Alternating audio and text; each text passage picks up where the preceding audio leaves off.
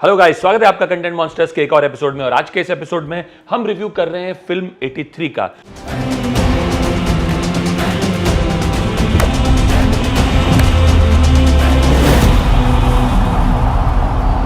अब 83 रिलीज हुई थी 24 दिसंबर को सिनेमाघरों में और हम इसका रिव्यू कुछ दिनों बाद कर रहे हैं। ऑब्वियसली शोज बहुत कम है, नाइट शोज अभी है नहीं, सो हमने फाइनली फिल्म को देखा and I think it helps in a way. जब आप इतने दिनों रिलीज के बाद फिल्म देखते हैं तो आप इसे ऑब्जेक्टिवली रिव्यू कर सकते हैं।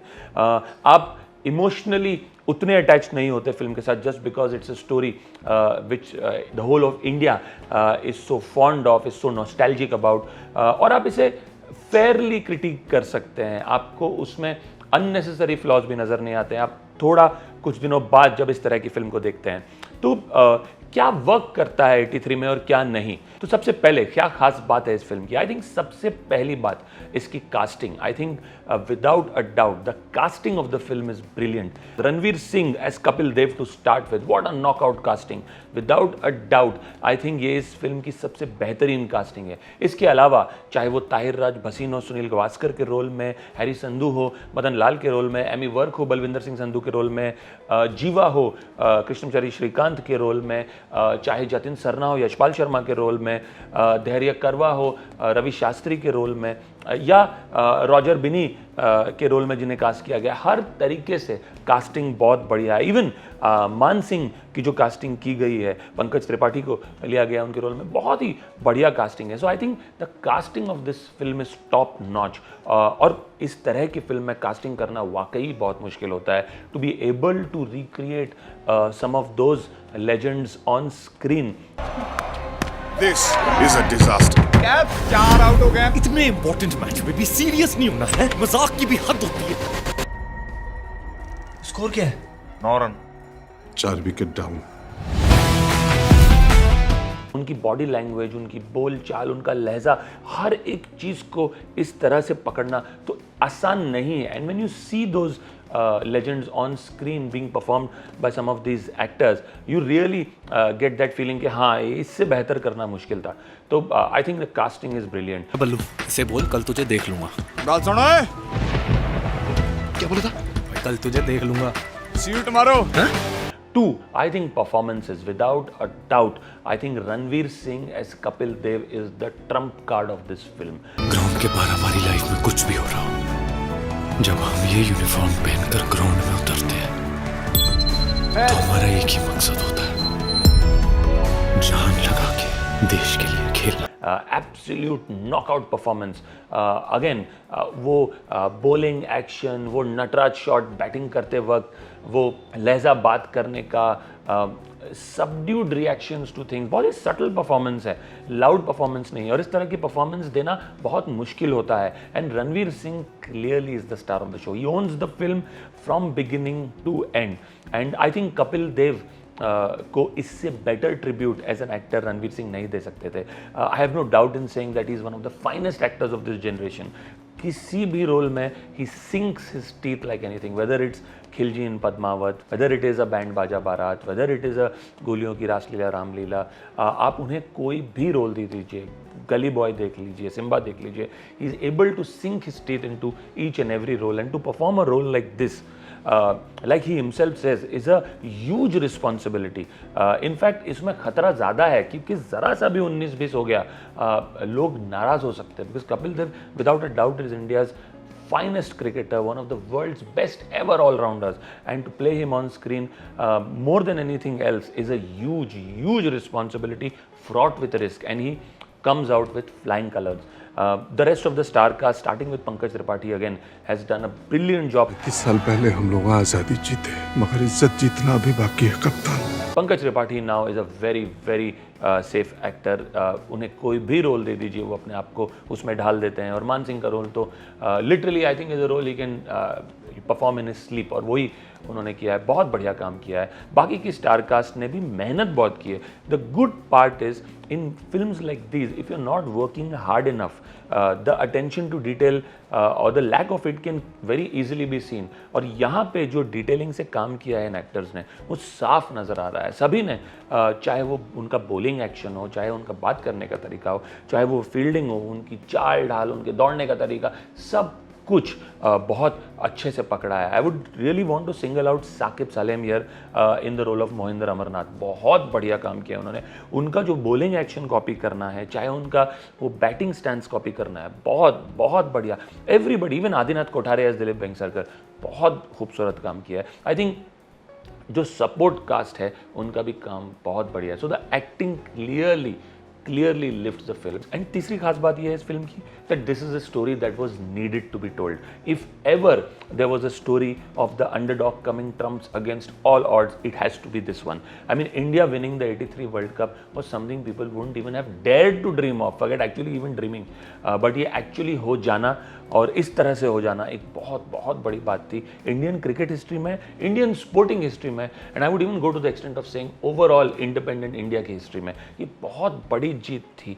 It gave belief not just to cricketers in India, it gave belief not just to sportsmen in India, it gave belief to India as a nation that we can do it. We have arrived at the world stage. हम world beaters हो सकते हैं despite the lack of facilities, despite the lack of training, despite the lack of money and sponsorships in sports. We have the ability to actually rule the world, at least in some sphere. और ये जीत जो है ये बहुत बड़ी जीत थी एक नेशन के मोरल को लिफ्ट करने में। इंडिया जिंदाबाद, इंडिया जिंदाबाद।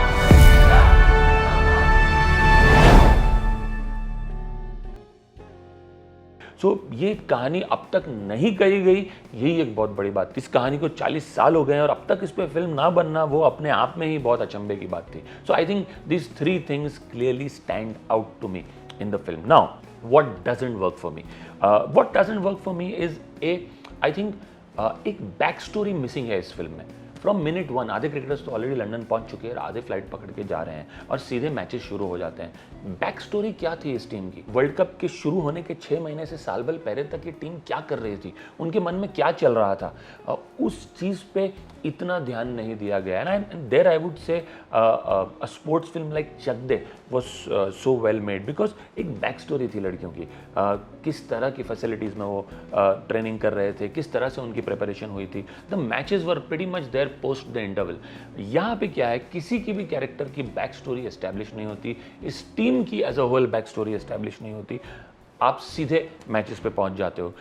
कई बारी वो जो run up to the series होता है वो भी उतना ही इंटरेस्टिंग होता है स्क्रीन पे देखना जितना कि एक्चुअल सीरीज, तो वो आई थिंक मिसिंग है। दूसरी चीज़ आई थिंक एक टेंशन और drama even between the matches थोड़ा मिसिंग है। हर मैच के बाद क्या होता है, टीम मीटिंग्स में क्या डिस्कशंस होते हैं, क्या टैक्टिक्स डिसाइड होते हैं टीम के बीच में अगले मैच को फेस करने के लिए, वो थोड़ा मिसिंग है। अगर मैं फिर से एक एग्जांपल देता हूँ चक दे का, because it is one of the finest sports films made in India. Her match के बाद भी एक डिस्कशन होता है टीम में, कोच का, कप्तान के साथ, टीम के साथ।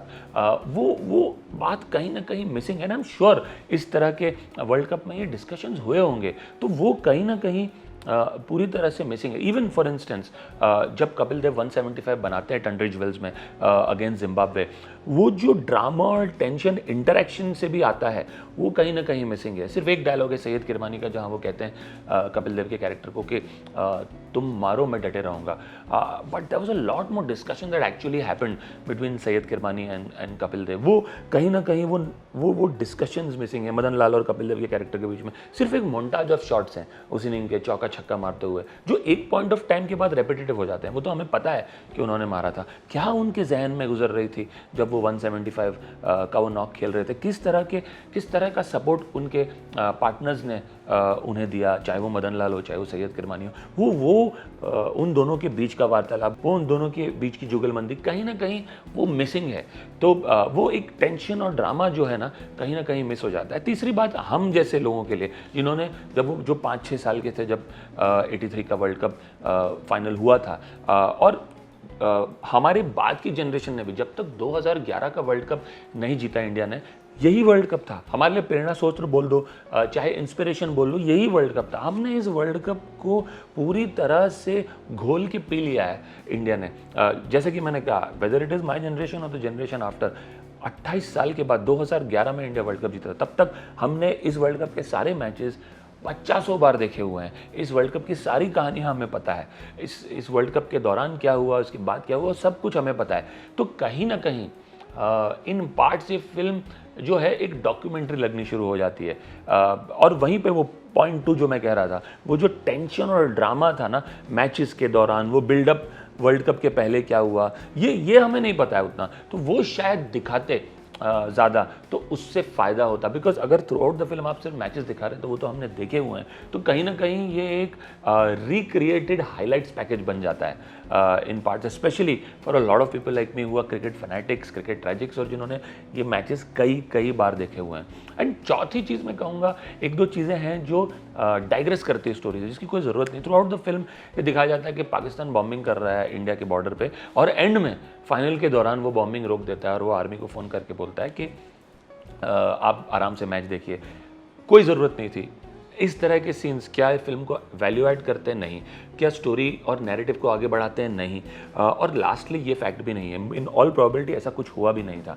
सो आई डोंट नो इस डाइग्रेशन की क्या ज़रूरत थी, because it just takes away from the story. आपका फोकस क्रिकेट होना चाहिए, और वो कहीं ना कहीं हम डाइग्रेस कर जाते हैं। इवन जो कम्युनल राइट्स वाला एंगल है जो डाला हुआ है, आई डोंट नो इसकी इस फिल्म में ज़रूरत थी क्या।